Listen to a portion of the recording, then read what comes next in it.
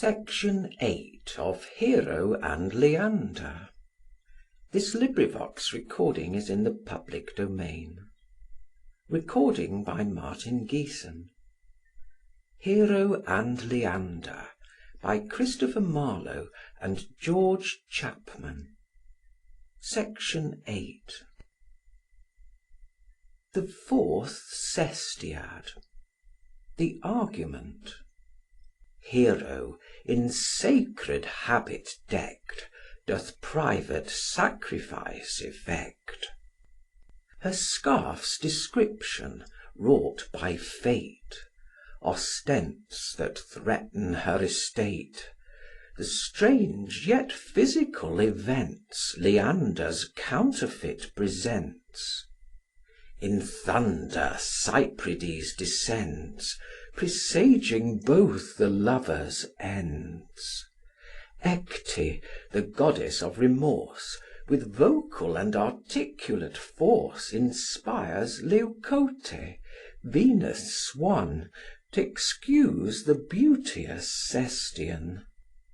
Venus, to wreak her rights' abuses, creates the monster Eronusis, inflaming Hero's sacrifice with lightning darted from her eyes, and thereof springs the painted beast that ever since taints every breast. Now from Leander's place she rose, and found her hair and rent robe scattered on the ground, which taking up, she every piece did lay upon an altar, where in youth of day she used t'exhibit private sacrifice. These she would offer to the deities of her fair goddess and her powerful son, as relics of her late felt passion. And in that holy sort she vowed to end them, in hope her violent fancies that did rend them would as quite fade in her love's holy fire, as they should in the flames she meant to inspire. Then she put on all her religious weeds, that decked her in her secret sacred deeds. A crown of icicles, that sun nor fire could ever melt, and figured chaste desire.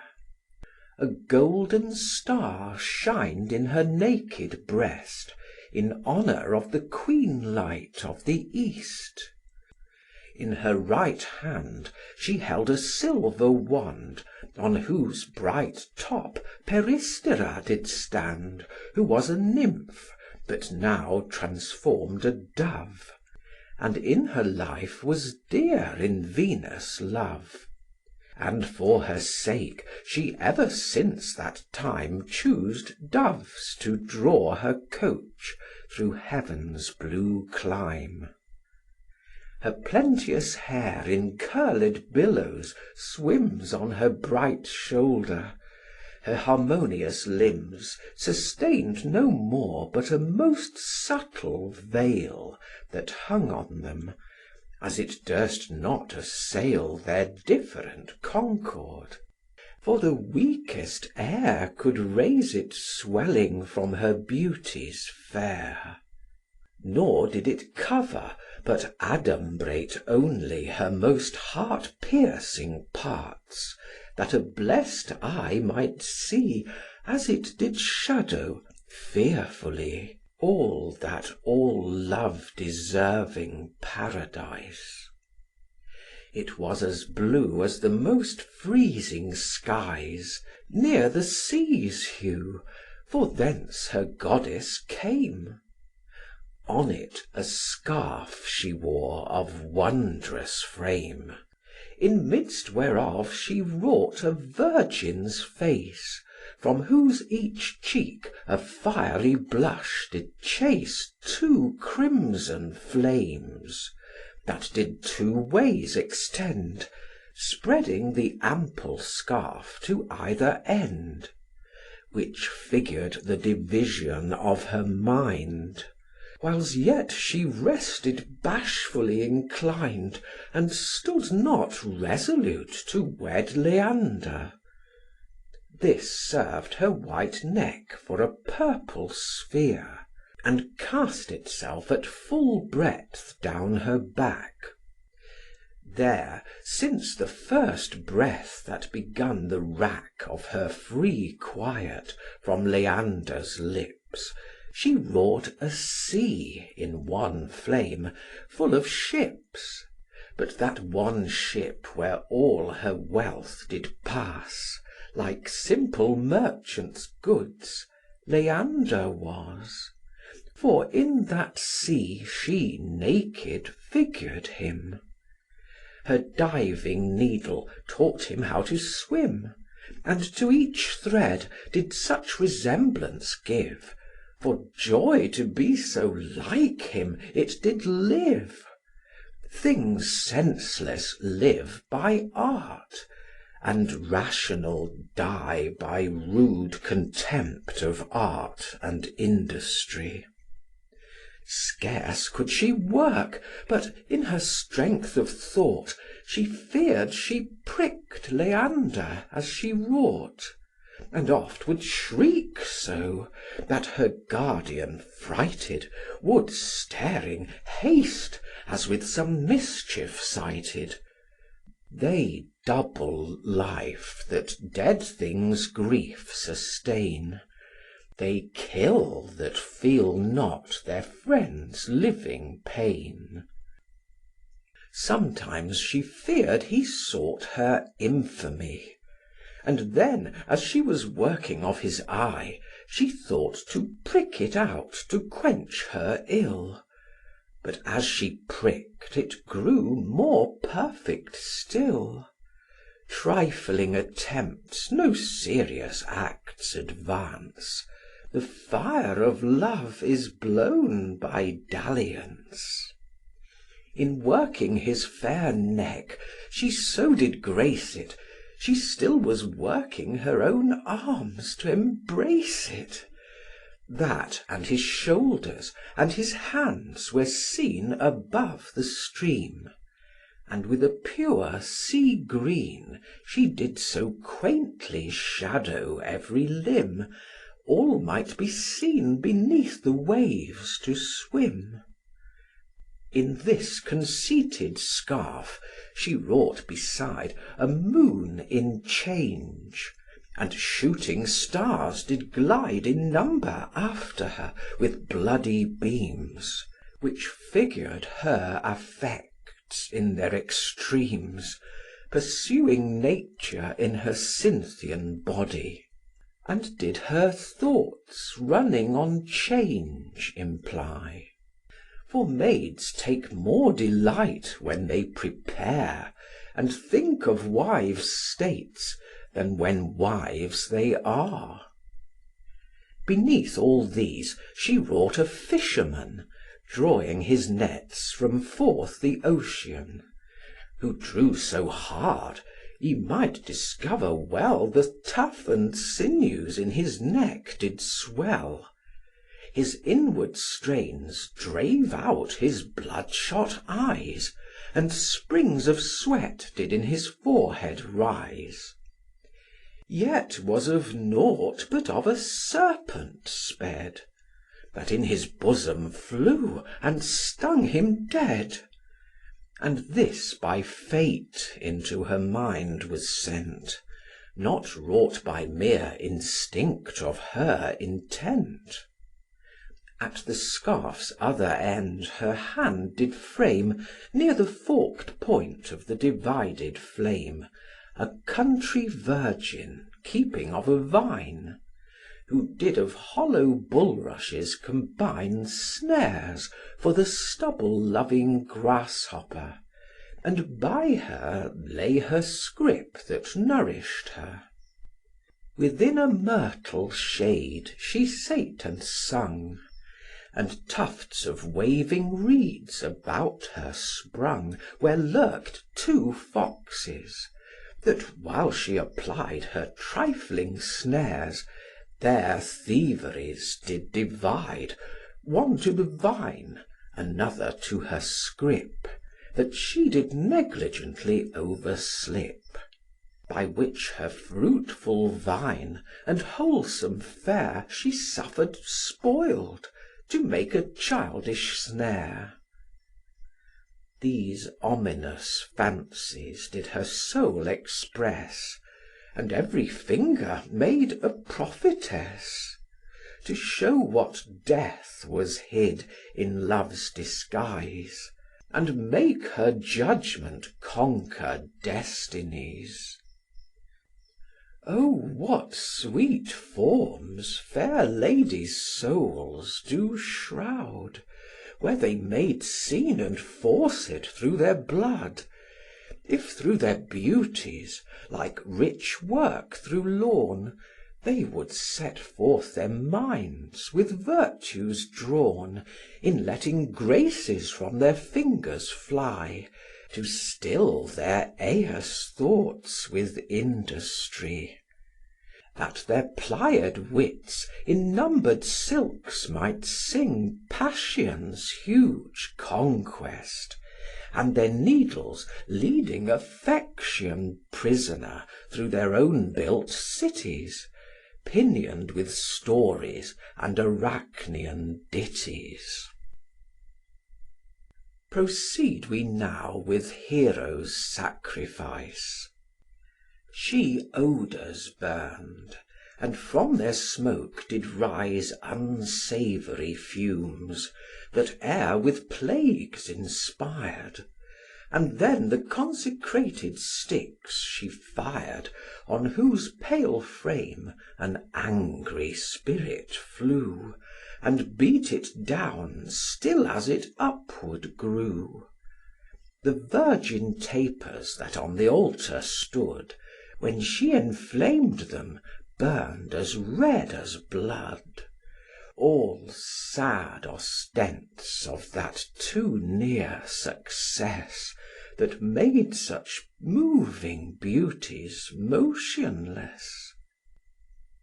Then Hero wept, but her affrighted eyes she quickly wrested from the sacrifice, shut them, and inwards for Leander looked, searched her soft bosom, and from thence she plucked his lovely picture, which when she had viewed, her beauties were with all love's joys renewed, the odours sweetened, and the fires burned clear, Leander's form left no ill object there. Such was his beauty, that the force of light, whose knowledge teacheth wonders infinite, the strength of number and proportion, nature had placed in it to make it known. Art was her daughter, and what human wits for study lost, entombed in drossy spirits. After this accident, which for her glory Hero could not but make a history, the inhabitants of Sestos and Abydos did every year, with feasts propitious, to fair Leander's picture sacrifice. And they were persons of special price that were allowed it, as an ornament to enrich their houses, for the continent of the strange virtues all approved it held. For even the very look of it repelled all blastings, witchcrafts, and the strifes of nature in those diseases that no herbs could cure. The wolfy sting of avarice it would pull, and make the rankest miser bountiful. It killed the fear of thunder and of death. The discords that conceit engendereth twixt man and wife, it for the time would cease. The flames of love it quenched, and would increase. held in a prince's hand, it would put out the dreadfullest comet. It would ease all doubt of threatened mischiefs. It would bring a sleep such as were mad. It would enforce to weep most barbarous eyes, and many more effects this picture wrought, and sprung Leandrian sects. Of which was Hero first, for he whose form, held in her hand, cleared such a fatal storm, from hell she thought his person would defend her, which Night and Hellespont would quickly send her. With this confirmed, she vowed to banish quite all thought of any check to her delight, and in contempt of silly bashfulness, she would the faith of her desires profess, where her religion should be policy, to follow love with zeal her piety. Her chamber her cathedral church should be, and her Leander her chief deity. For in her love these did the gods forego. And though her knowledge did not teach her so, yet did it teach her this, that what her heart did greatest hold in herself greatest part, that did she make her God. And 'twas less naught to leave gods in profession and in thought, than in her love and life. For therein lies most of her duties and their dignities. And rail the brain-bald world at what it will, that's the grand atheism that reigns in it still. Yet singularity she would use no more, for she was singular too much before. But she would please the world with fair pretext, love would not leave her conscience perplexed. Great men that will have less do for them, still must bear them out, though the acts be ne'er so ill. Meanness must pander be to excellence, pleasure atones falsehood and conscience. Dissembling was the worst, thought Hero then, and that was best, now she must live with men. O virtuous love, that taught her to do best when she did worst, and when she thought it least! Thus would she still proceed in works divine, and in her sacred state of priesthood shine, handling the holy rites with hands as bold, as if therein she did Jove's thunder hold, and need not fear those menaces of error, which she at others threw with greatest terror. O lovely Hero, nothing is thy sin, weighed with those foul faults other priests are in, that having neither faiths, nor works, nor beauties, to engender any excuse for slubbered duties, with as much countenance fill their holy chairs, and sweat denouncements gainst profane affairs, as if their lives were cut out by their places, and they the only fathers of the graces. End of Section 8. Recording by Martin Geeson in Haslemere, Surrey.